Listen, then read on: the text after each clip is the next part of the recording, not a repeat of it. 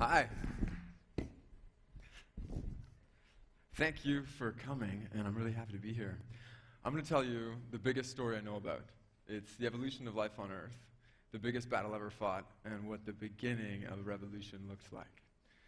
So, this story begins 13.7 billion years ago, when our universe began. I'm giving you some of these timelines because the scale in this talk is quite important. 13.7 billion years ago, our universe began. 4.5 billion years ago, our Earth was originated. 3.5 billion years ago, life on Earth began. But it took another 3 billion years for that life to gain enough in complexity for plants to evolve. Plants evolved, transformed our atmosphere, consuming carbon, releasing oxygen, and paving the way for animals. 420, 450 million years ago, sharks evolved. The first vertebrates with jaws. And sharks were so awesome that they proliferated in every ocean on Earth and became the dominant predator on planet Earth.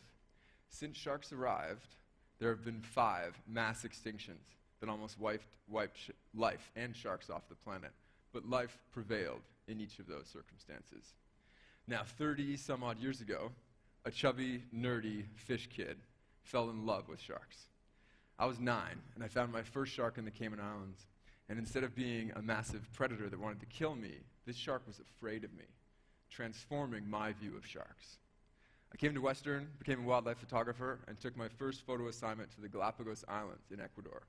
The Galapagos is a World Heritage Site protected by the Ecuadorian military, one of the 7 underwater wonders of the world.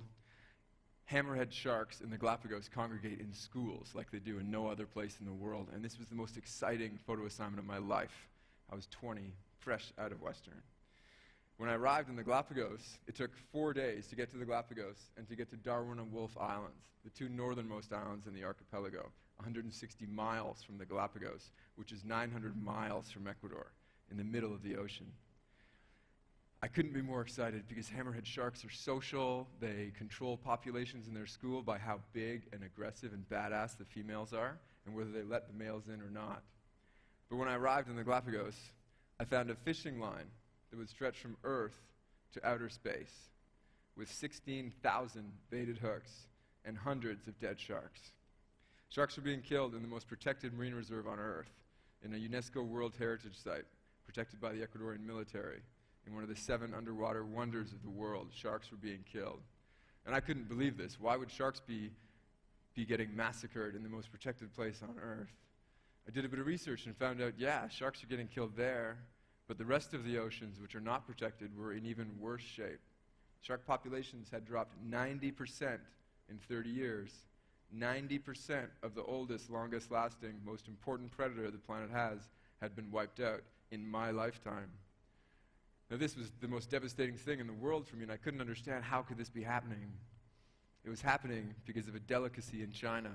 Shark fin soup was a dish originally reserved for emperors and royalty because of how difficult it was to catch sharks, cut off their fins, and get the fishy flavor out of it.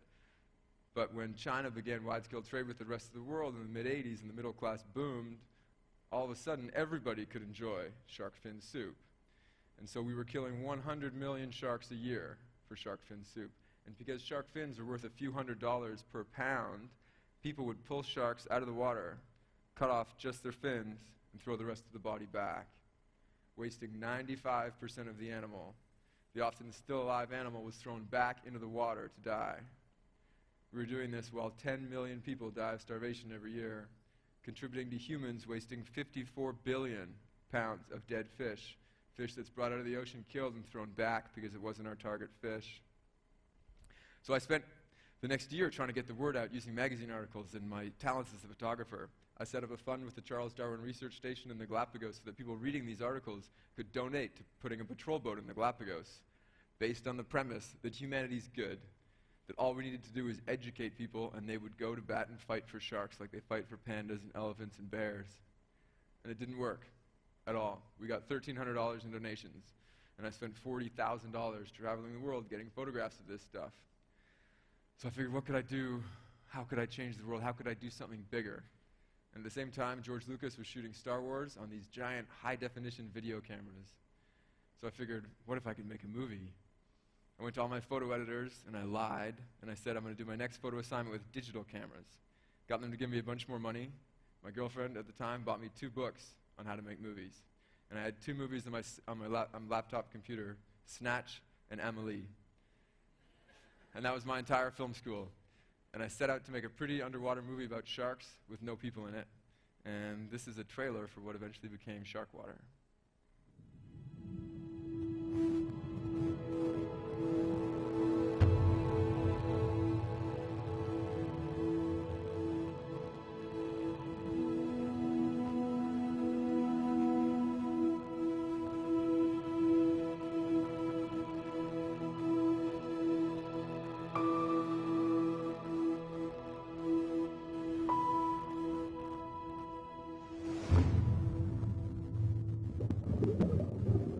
You're underwater, and you see the thing that you were taught your whole life to fear, and it doesn't want to hurt you, and it's the most beautiful thing you've ever seen. And your whole world changes. The one animal that we fear the most is the one we can't live without. Nature created them for a reason. Now human beings just, they don't care. There's no campaign like a Greenpeace campaign to save the sharks. They're the scourge of the ocean, and everyone should go and catch one. Future generations are going to think of us as barbarians. I needed to know why people were killing sharks and what I could do to stop it. So I embarked on a journey that would change my life forever.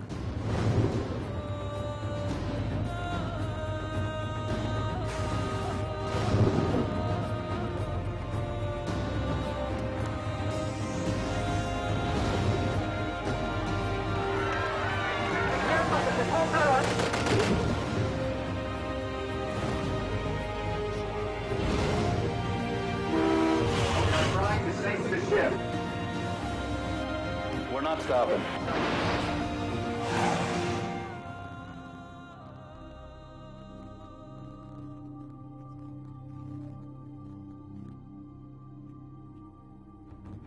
So, this pretty underwater movie, thank you.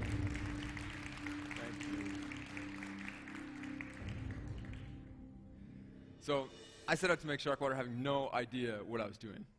I borrowed a bunch of money. I went $300,000 into debt. I almost died. I had dengue fever, West Nile virus, tuberculosis, flesh-eating disease. I got dumped by my girlfriend because I left her for so long trying to make this movie.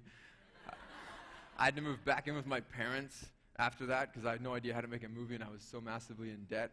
I had 137 HD tapes that needed a $100,000 tape player to watch them. So I had this crazy movie of corruption and espionage and attempted murder and machine guns, but I couldn't even see the footage when I came home. So this was a pretty terrible part of my life.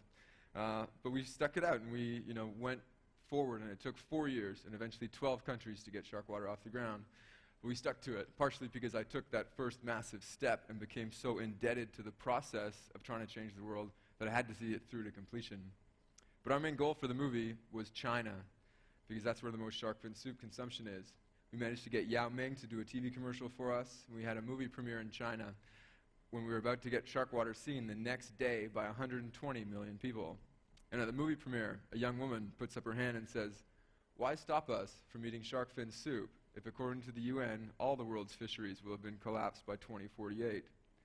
Citing studies from Dalhousie University in Halifax pointing out that if fishing trends continue, we'll wipe out all the world's fisheries by 2048.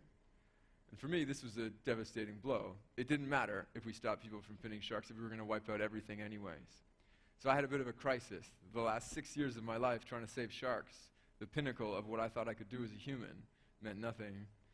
So I went to Australia looking for answers and met up with the guy that helped me finish SHARKWATER, David Hannon. And he said, the shark thing, the fish thing, is just the tip of the iceberg. You got to meet Charlie Varon. He took me to meet Charlie Varon, the godfather of coral, a guy who's named at least a quarter of all the world's coral species, knows reefs better than anybody. And he said the big problem is ocean acidification. Much of the carbon dioxide we put into the atmosphere doesn't stay in the atmosphere. It gets absorbed by the oceans. The oceans are the greatest regulator of climate, of water, and of carbon on the planet. And the oceans, because of our carbon dioxide release, are 30% more acidic than they were before the Industrial Revolution. A few percent change in the acidity of your body will kill you. and we've made the oceans 30% more acidic. And in a more acidic environment, anything in the ocean that builds skeletons is going to have trouble. And what builds skeletons in the oceans? Coral reefs, fish, phytoplankton, the animals that give us 50 to 80% of the oxygen that we breathe. Charlie told me that 4 out of the 5 mass extinctions in the past 500 million years that have wiped most life off planet Earth have been caused by ocean acidification. And we're now causing the oceans to go acidic faster than in 3 out of 4 of those extinctions. All of this is happening in the last 250 million years. And we didn't know about this when the whole climate change thing started, because ocean acidification was only discovered about 8 years ago when chemists and biologists sat in the same room. They compared notes and ran out of the room barfing because of how disturbing it was. So I figured, this is an issue the public doesn't know about. This is something we've got to bring to the public. This is what my next movie is going to be about. So I set out to make a new movie. The movie was going to be called Rise Again. It was going to be about, what we need to do to tackle this problem. And we had the opportunity of traveling the world, and we met the biggest scientists and the most compelling conservationists and activists on the planet. And they said, ocean acidification is just the tip of the iceberg. They pointed out 75% of the world's forests are gone. By the year 2048, when we have no fish, we'll also have no reefs due to ocean acidification. We'll have no forests, no rainforests, and we'll have 9 billion people on a planet that can't feed the 7 billion that are here currently. Already, 1 billion of us are hungry. 20% of us don't have enough fresh drinking water. And that's going to double in the next 20 years. So what does the future look like for us? 2048, I started to think, am I going to be here in 2048? Are our kids going to be here? We're going to be front and center for 2048. And humanity has a history, right? We've been in this situation before. We've studied archaeological sites from Easter Island all the way to the Mayan cultures. When humanity's put in this situation, they fight each other over the remaining resources. And thinking about this myself, if I had a family or if I was starving, would you go and club the last panda on planet Earth to survive yourself? You probably would. And knowing human nature, this posited a very disturbing future for us. So I set out to make Revolution instead, a film about the biggest change, the most giant movement humanity's ever come across. Because right now, if you look at the situation, 51 of the world's 100 biggest economies are corporations. Canada has something called the tar sands. Many of you have probably heard of it. This was one of the most surprising and disturbing things in the creation of Revolution. The Alberta tar sands. Canada has the biggest reserves of oil in the world, but it's not liquid. It's mixed with earth and dirt and sand. So to get at the oil, they've got to scrape up the earth and melt it down. They've got to scrape off the forest. They've got to scrape up the earth and consume a large amount of natural gas to boil the earth down to get the oil. The single biggest source of carbon dioxide on planet Earth is the Alberta tar sands. Yet 51+% of Canadians think the environment is the most important issue on the planet. Canada signed an agreement called Kyoto, which made a reduction in emissions law in Canada. Yet Canada broke their own laws in their own country to increase their emissions. Instead of having their emissions drop, Canada's emissions rose 25%. And the reason they did this is because they're getting billions and billions of dollars from the Alberta tar sands. Now, this is a massive problem. The exploitation of the Alberta tar sands sends a message to the world that some countries, some people, some ecosystems are expendable. And I don't think that's the general consensus among the Canadian public. We don't believe that. But our government and our corporations are making a lot of money. $3 billion a year of your money is going to the biggest corporations in the world to continue to exploit the Alberta tar sands. I think you should have a say in that, and you would if you engaged in your government. I went to the UN conference on climate change called COP16. COP16 is the place where world leaders meet every year for 2 weeks to try to come to an agreement to prevent catastrophic climate change and to save our future. And I went as part of the Canadian youth delegation, and we filmed it. It's in our new movie. And what we found was Canada is known internationally as the worst country environmentally. I actually got to receive an award called the Fossil of the Year Award, and I did it in a shark costume, for being the country that had done the most to disrupt the climate negotiations. So not only did Canada not want to sign an agreement themselves, they wanted to prohibit every other country in the world from coming to an agreement to stop climate change emissions, because that would limit their profitability. So Canada's decisions are literally being run by the Alberta tar sands and by how much money is coming out of it. So continuing to exploit the Alberta tar sands from the general public's perspective previously would cause climate change. Climate change is a symptom of the problem. It's not the problem itself. Climate change is the cough when you're sick. When you've got a cough, you don't cover your mouth. You treat the illness inside. The illness inside is too many of us consuming too much, and one of our effluents is carbon dioxide, which is causing climate change, and the even bigger, badder brother, ocean acidification. So if we continue emissions, by the year 2070, coral reefs will literally start dissolving. Now, what does that mean for island nations like the Maldives and Tuvalu and the Seychelles? Not only will the sea level rise, but their island nations will literally start dissolving. So Canada is sending a message to the world that some countries, some ecosystems, some species, some people are expendable. And that's not what I think we want. I think we want something different. So as we face what is the biggest catastrophe that humanity's ever come across, we have an opportunity in this. We do, to step it up. In a time when society needs meaning, when we're stuck on cell phones and computers and Facebook and antidepressants and drugs, we've got an opportunity to be a hero for the ecosystems and species that we love. We've got an opportunity to come together across borders, across generations, and look into the future and say, what does our world look like? If we achieved all of our environmental ambitions right now and we were all driving Priuses on solar panels, we would still consume everything. 7 billion of us can't live like we do. If we all lived like we do in Canada, we would need 6 planet Earths to sustain life. Are there too many of us? Are we consuming too much, or both? We could have 9 billion people here living like sub-Saharan Africans, but we can't have 7 billion of us here. When I was in the depths of despair on this movie thinking, it's all going wrong, we're all going to die, this is terrible, I got a phone call from a 6th grade teacher on the island of Saipan in Micronesia, and she said, I've showed my class your documentary SHARKWATER, and they're pissed. And they want to do something about it. And these are some pictures from some of their school projects. And they said, can you send us some SHARKWATER DVDs so we can try to, change things? And I sent them a box of SHARKWATER DVDs. And they called me back a month later and said, we've managed to get some government policy issued. The governor's going to sign it in a week.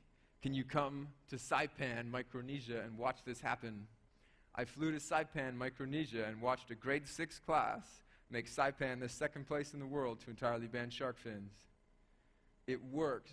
Humanity's good. We just didn't know what was going on. When we released SHARKWATER, there were 16 countries that had banned shark finning. Now there's more than 100. There were no shark species on the endangered species list. Now there's more than 10. The Chinese government has banned shark fin soup at all government functions. And this little fin-free movement we created has launched over 100 fin-free movements around the world. It works. We just don't know what's going on yet. If we were engaged, our emotions would guide us.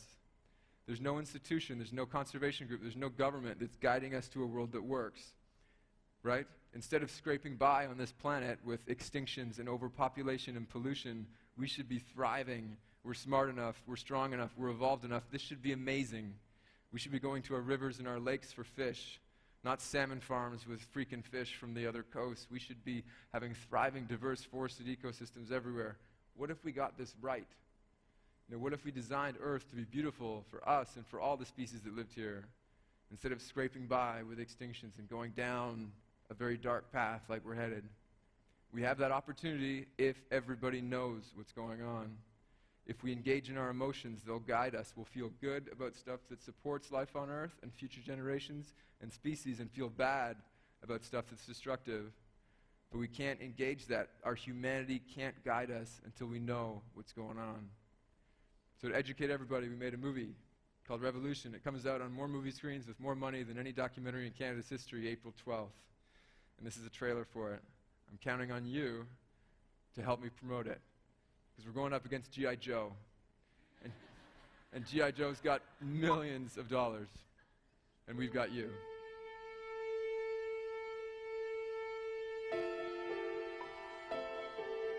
I set out to make a film to save sharks,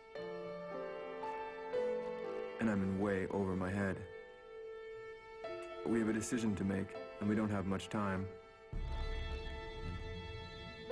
This is no longer just about saving the oceans. It's about saving ourselves. The whole landscape of ocean issues has changed. We are going to lose everything in our oceans. The oceans have the potential to go belly up in the next 20 years. The last time the oceans went down was 65 million years ago, and it took almost all life on Earth with it. What the oceans do, the terrestrial world will follow. Human life may not be possible. These are criminal enterprises. They're corrupting our public officials and subverting American democracy. People are in a sense of denial. You can't expect the state and government to educate you. They know exactly the solutions to all of these problems, but they're not doing it. Time is running out. It's not about negotiating. It's about trying to survive. Shame on you! Shame on you! Shame on you!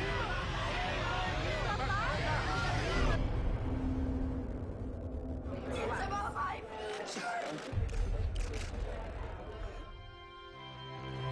There's nothing more important than conservation, because conservation is the preservation of human life on Earth. If we're gonna survive, we've got to go back to the beginning. 3.5 billion years ago. We can change something if we work together worldwide. So let's do it.